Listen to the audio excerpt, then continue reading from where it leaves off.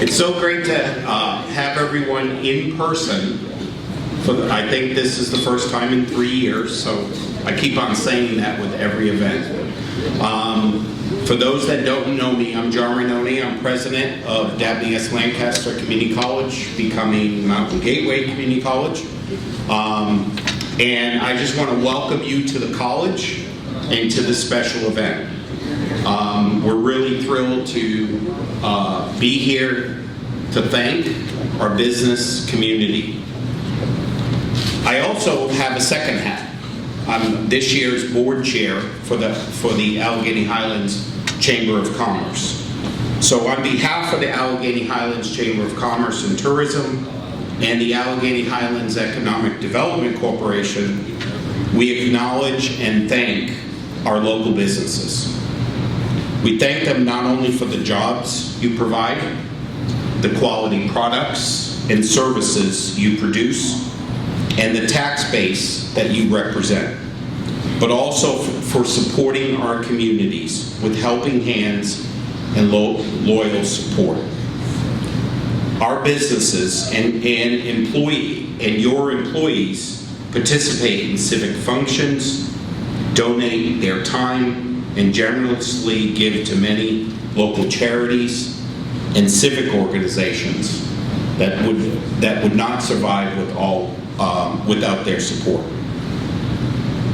Business Appreciation Week has been celebrated by the Commonwealth of Virginia since 1997. It is the time when state government and local jurisdictions recognize that many contributions businesses make, and this is an opportunity for us to thank you. Thank you for everything that you do. So please join me in thanking our businesses for the positive and lasting impact they make in the Alleghany Highlands. Let's give them a round.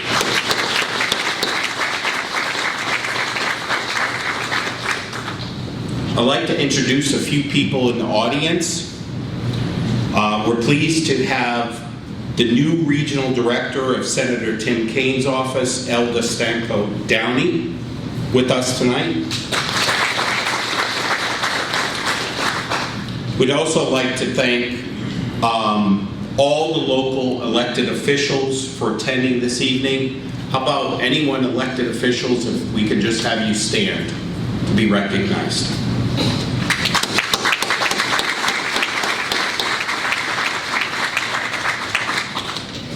We're also very pleased to welcome, and I'm very pleased to welcome my friend Debbie Melvin, who is Assistant Vice President for Talent Solutions for the Virginia Economic Development Partnership, for attending.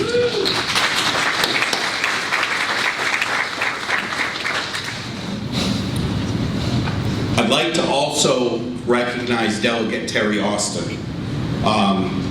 And we're going to have Delegate Austin come up to say a couple words, but Delegate Austin is truly a friend of the Alleghany Highlands, and we're really thrilled to have him here tonight. So I told him he only had 40 minutes he had to do his speech, so please help me welcome Delegate Austin.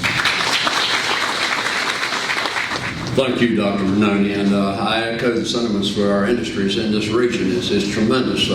Businesses are the backbone of a community, and you create jobs, you create economic value, you help support all the benefiting factors in the communities, the Little League teams. I've owned a business for 45 years. I know what you're faced with and what everyone asks of you, but it's a great thing to have Business Week in Virginia now, and I welcome it in Alleghany County. I brought a little something so I don't forget what I need to talk about. I want to tell a little bit about my new responsibilities in the General Assembly. This is, we took control of the House of Delegates. The Republican Party took control of the House of Delegates. The Senate is still controlled by the Democrats. We have a Republican governor, have a new speaker. And I want to say this, the Speaker, Todd Gilbert, is from the Shenandoah Valley.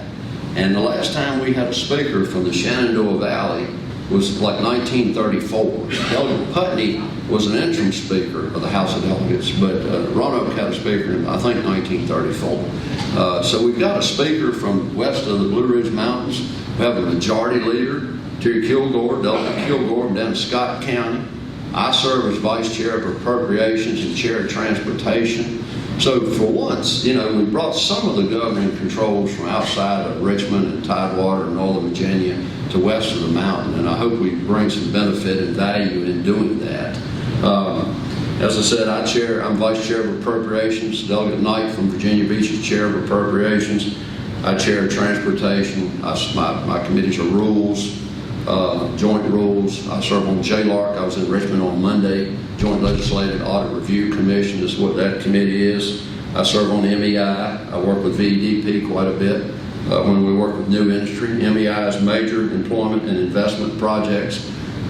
We assess what the contributions should be to a new industry coming into the Commonwealth, the incentive package that we offer them to bring their business here. And I serve on Go Virginia. I was appointed to Go Virginia, which this region is Region 2 in Virginia. Go Virginia has done some pretty good things in collaboration among localities, bringing opportunity. And I was reappointed to the I-81 committee. So that's my responsibilities.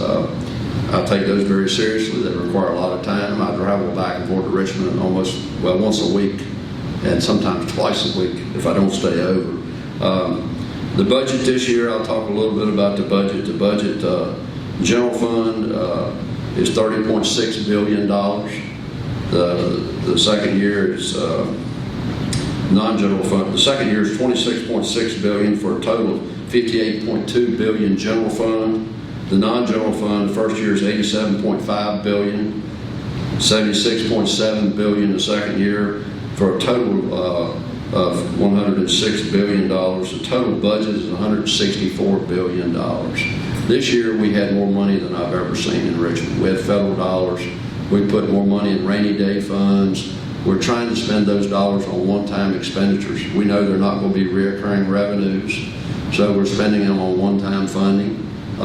One of the things that we were successful to get, Governor Northam put in his budget $5 million for green pastures. So far, I'm a budget conferee. There are 4 Republicans, Barry Knight, Rob Bloxham from Eastern Shore, Emily Brewer from Gloucester, and I'm the only conferee west of Virginia Beach for the House. We have 2 Democrats, Luke Torrey and Mark Sickles. They're in Northern Virginia. So we're in the process right now of negotiating the budget between the House and the Senate. We're working it out. We're about there. We're not meeting this week. Janet Howell's, Senator Howell's husband's having a hip replacement, so we're not meeting. But we're very close to producing a budget. It was a very difficult year because there was so much money. We had so much money, but we had so many needs: behavioral health, mental health, our CSBs need support. Just lots and lots of things out there. Education, teachers' pay raises. We're raising the deputy starting pays to $42.5. The correctional officers are going to $42.5 starting pay also. There's like $100 million in the budget for our sheriff's departments, our police departments, and our campus police. $80 million of those dollars, $100 million go to those offices for anything they need. $20 million to be for state police and Capitol Police. There's just a lot of money. And you know, I never understood the difficulty associated with having too much money. I mean, and you can't, how do you find too much money? It's like too much fun.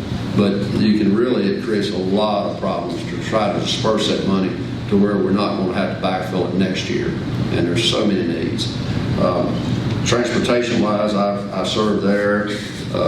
Once again, there's just a lot of money for transportation. Our transportation dollars have grown $3 billion in the last 3 years. $1 billion a year in new transportation dollars. So when the governor tried to eliminate the 26.5 cents gas tax for 3 months, that would cost us $400 million in revenue. But in reality, we've got $1 billion in new money this year also. The grocery tax, we probably are going to eliminate the grocery tax. I will say 1% of the grocery tax stays with the localities. It's about $550 million. So the Senate version of the grocery tax elimination leaves that 1% with the localities, and I'm in favor of leaving that 1% with the localities, honestly. I don't think we should take it away and then backfill it. What happens if we fall on a hardship and we can't backfill it? The localities suffer. So, but I thank you. The new district, there's a new Senate district in this area. The district, my district, if I'm successful getting a nomination, will once again be Alleghany, the city of Covington, Craig County, all of Botetourt County, and down into Rockbridge. It will take in the city of Buena Vista, the city of Lexington, and north up through Goshen. The Senate district for this area that's open, there's not an incumbent there. It'll be all of Alleghany County, the city of Covington, Craig County, all of Botetourt, all of Rockbridge. It'll go into Augusta, to Waynesboro, and the city of Stanton. So if any of you are interested, there'll be a primary to choose a candidate. So put your name up. But it's a huge district.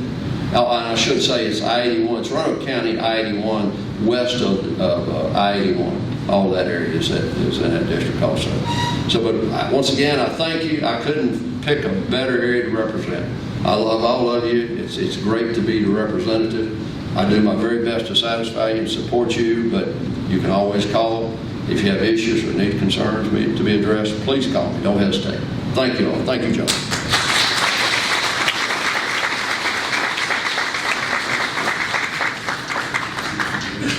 Of course, if there's any extra money, we'll be certainly happy to take it.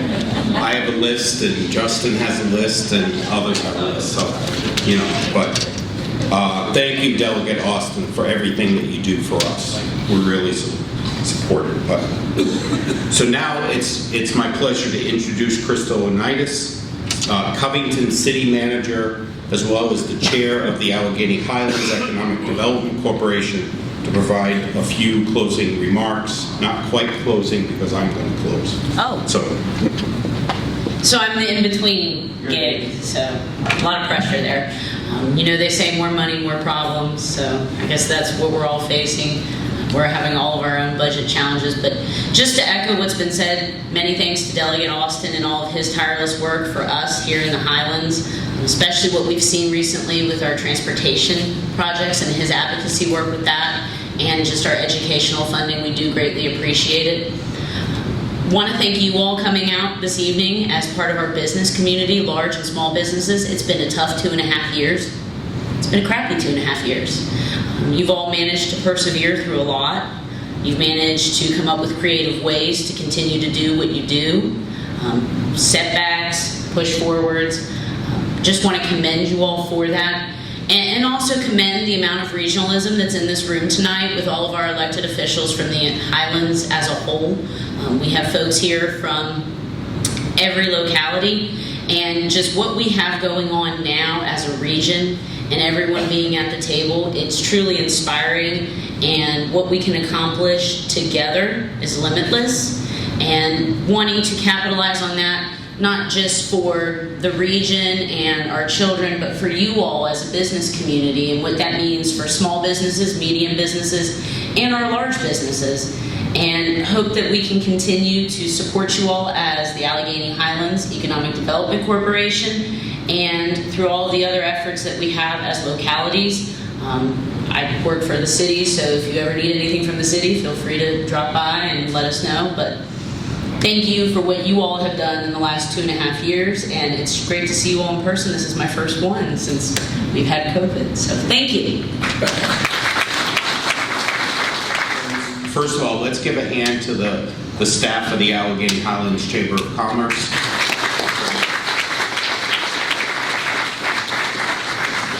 I know, Teresa, I'm diverging from the script, but since I messed this up at the annual dinner, I want to highlight the the Alleghany Living magazine. This is really an amazing piece. If you have any interested people or businesses who want to come into this area, Teresa has plenty of them. She's willing to bring them to your businesses. If you're retail, if you're if you have visitors from out of town, that would really be great to actually do this. So I made up for the annual dinner because I forgot to do that at that point. So we really, and just finally, we really appreciate everyone's attendance tonight and your continued investment and commitment to the Alleghany Highlands. There's plenty of food, and the staff have said none of you can go home until it's all gone. They don't want to eat meatballs for 3 days like the last time. But please continue to socialize and enjoy the refreshments. And thank you again for joining us tonight.